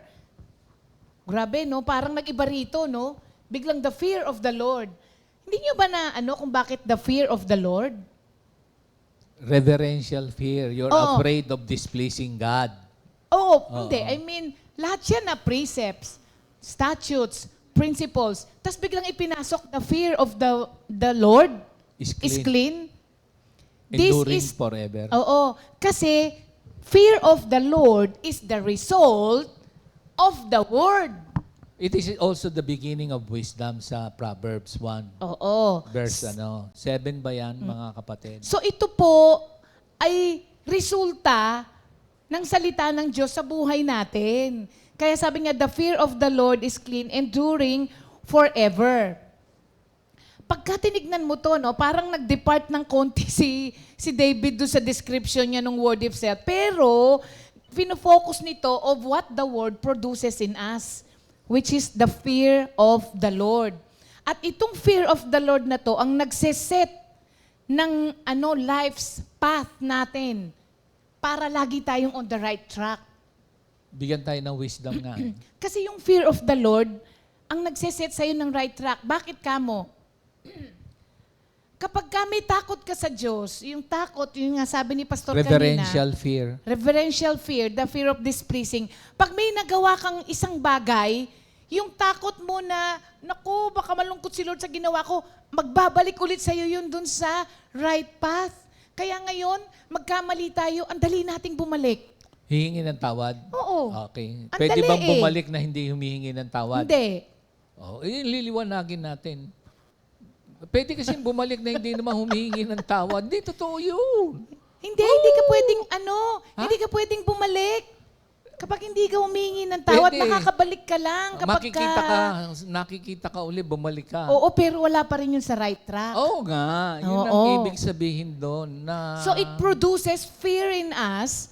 That is why yung fear na yun ang magsiset sa atin back to the right track. Alam mo kasi, mga kapatid, i-deny mo man na wala kang ginawa, pero yung spirit ng Diyos na nasa atin, na pag hindi ka mapalagay at hindi ka masaya, you must have done something wrong. Pwede bang maging manhid na?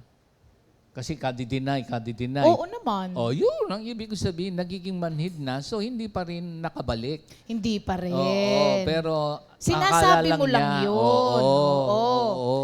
Kasi ang isang taong hindi humingi ng tawad ay hindi na-purify ang hindi heart. hindi clean. Oo. Ayun, Hindi niya na-purify yung heart mo. So it will not endure. Oo. Yun ang ibig sabihin. Yes. Oo.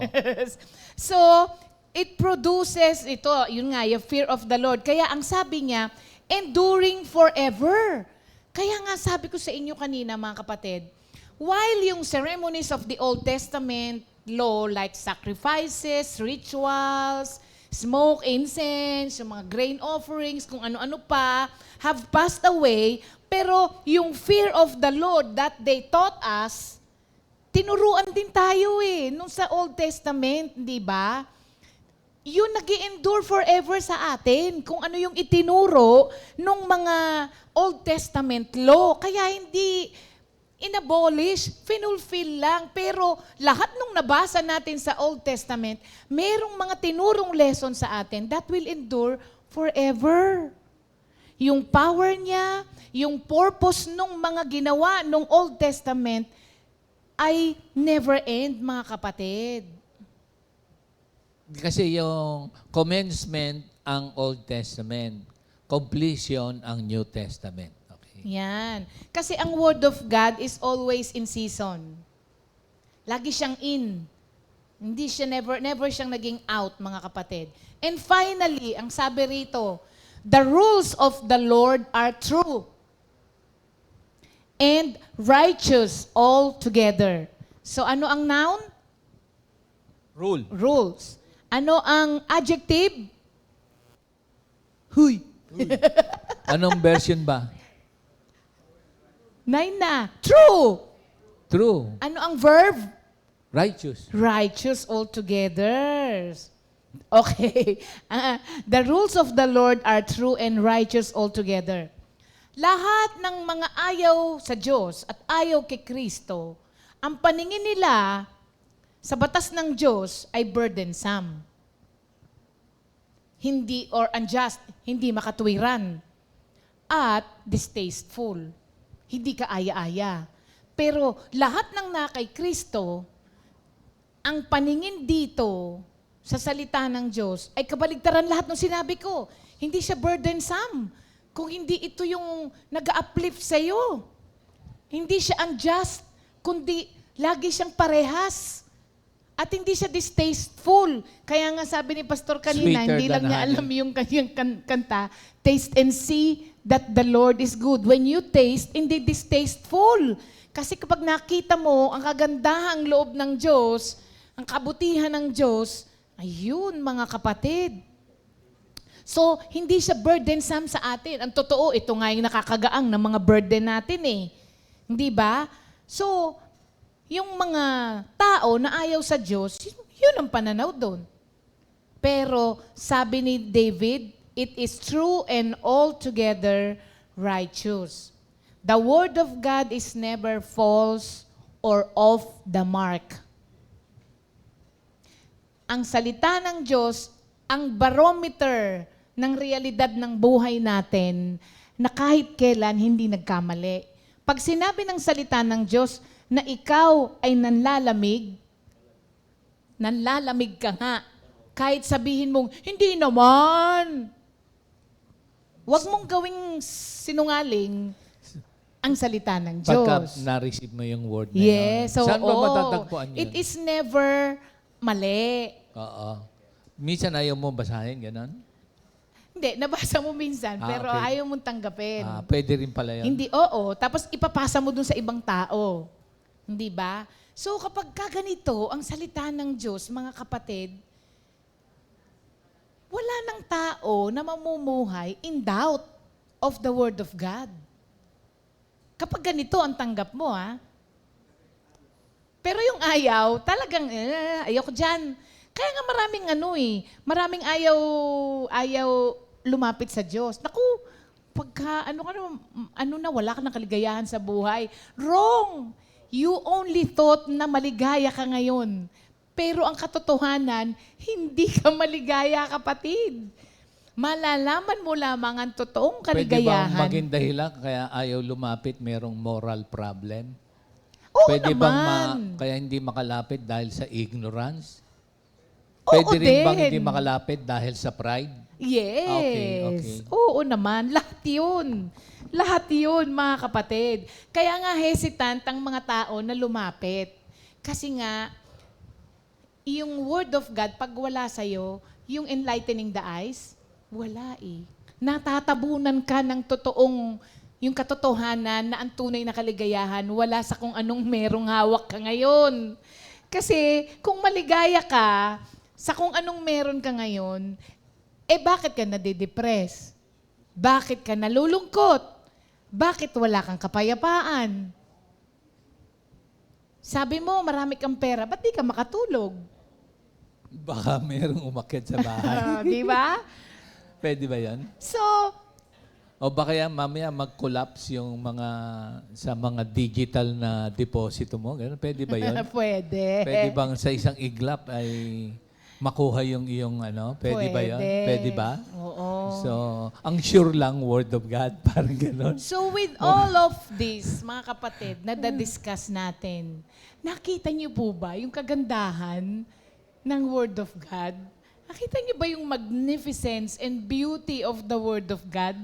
Na kailangan maging uhaw ka at gutom ka rito? Kaya nga yung kanta natin, come and see the amazing display of God's power working in the lives of those who trust in Him. Alam niyo mga kapatid, maging ugali po natin o i-desire natin everyday yan, yung revelation of the Word, para may babalikan ka lagi. Amen. Nakakaano siya Ayan. Amen na daw. Amen Alam na. niyo ba na kapag yung sobrang na-excite ka sa mga natutunan mo salita, ayaw mong tumigil, sa totoo lang. O, pigilan niyo na ako. Babati na tayo sa mga kapatiran natin. I hope and pray that this psalm, binuksan ng kaisipan natin at naglagay ng desire sa puso natin para sa salita ng Diyos. Happy birthday, Ninong Lito! Santa Rinala! Hoy!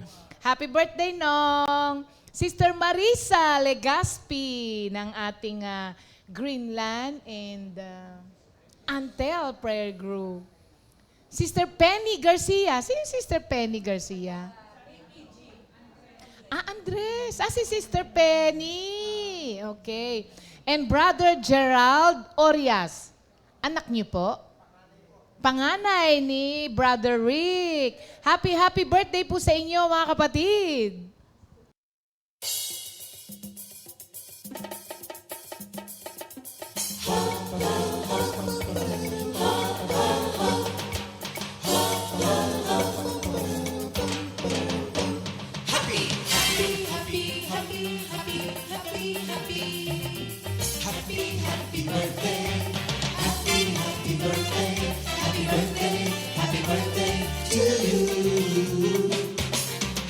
Happy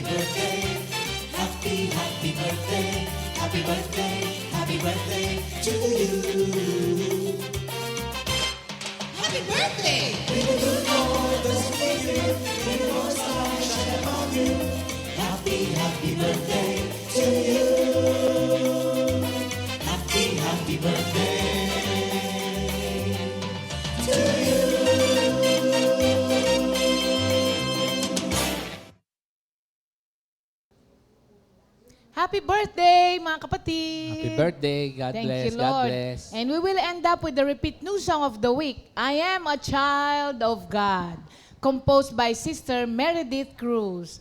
God bless you all, mga kapatid. Have a great day with the Lord.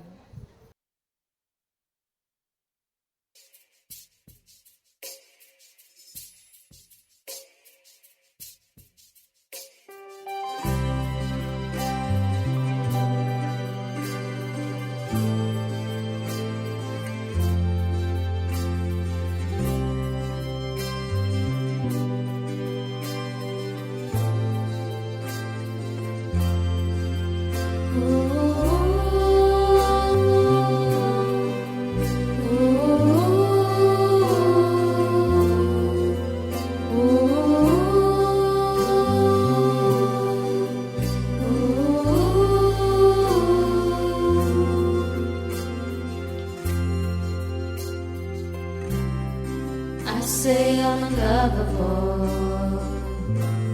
but God says I am forever loved. I say I'm a sinner, but God says I am forgiven. I say I'm abandoned, but God says I am adopted. I say I'm worthless, but God says I am worthy. I am worthy. I am precious. I am loved. 'Cause Christ died for me. I am worthy. I am precious. I am loved. 'Cause Christ died for me. Ooh.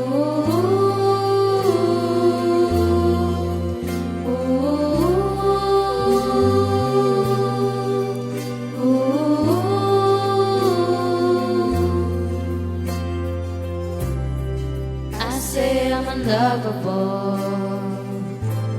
but God says I am forever loved. I say I'm a sinner, but God says I am forgiven. I say I'm abandoned, but God says I am adopted. I say I'm worthless, but God says I am worthy. I am worthy.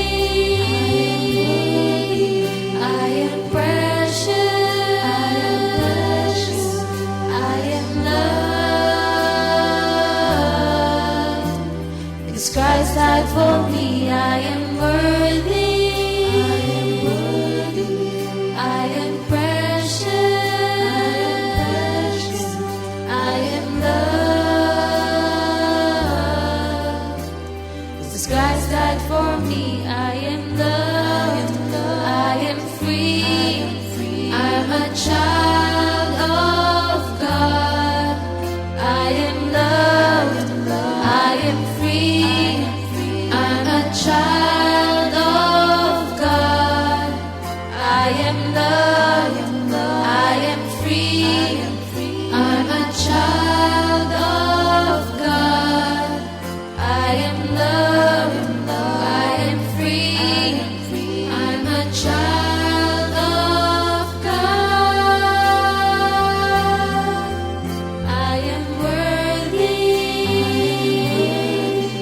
I am precious. I am loved. 'Cause Christ died for me. I am worthy. I am precious. I am loved. 'Cause Christ died for me. I am worthy. I am precious. am loved. 'Cause Christ died for me, I am worthy. I am precious. I am loved. 'Cause Christ died for me.